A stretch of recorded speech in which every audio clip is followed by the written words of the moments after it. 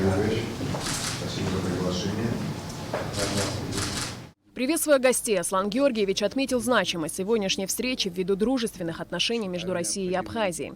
Как известно, на следующей неделе президент Абхазии вылетает в Москву, чтобы принять участие в торжественных мероприятиях, посвященных празднованию 75-летия победы в Великой Отечественной войне.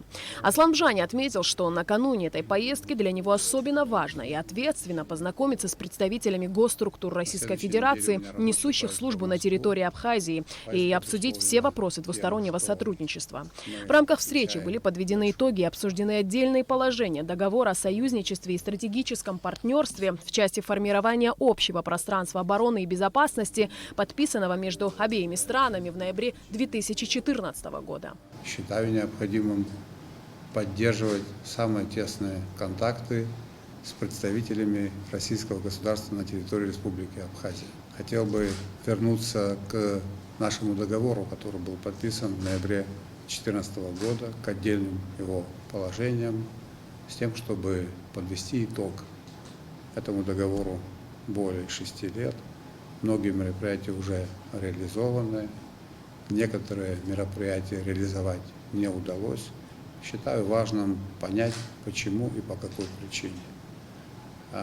Договор был направлен на то, чтобы придать новый импульс нашим межгосударственным отношениям и развитие положения этого договора, конечно, очень важно для граждан Абхазии и, соответственно, Российской Федерации. Чрезвычайный полномочный посол России в Абхазии Алексей Двинянин поблагодарил президента за приглашение и отметил, что это первая встреча в таком составе после официального вступления Аслана Георгиевича в должность. Он также подчеркнул, что всегда открыт к обсуждению любых вопросов, в том числе договора от 2014 года.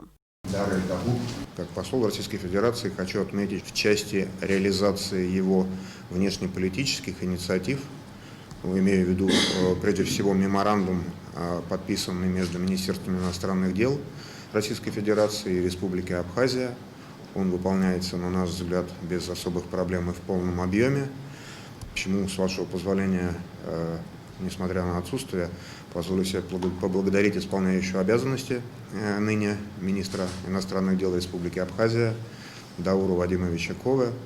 Надеюсь, что и в части внешнеполитического раздела, и в части его важнейших разделов для всего абхазского государства, такие как оборона и безопасность, и для всего абхазского народа в части, прежде всего, социально-экономического содействия и развития со стороны Российской Федерации, уверен, что совместными усилиями все положения этого договора будут выполняться.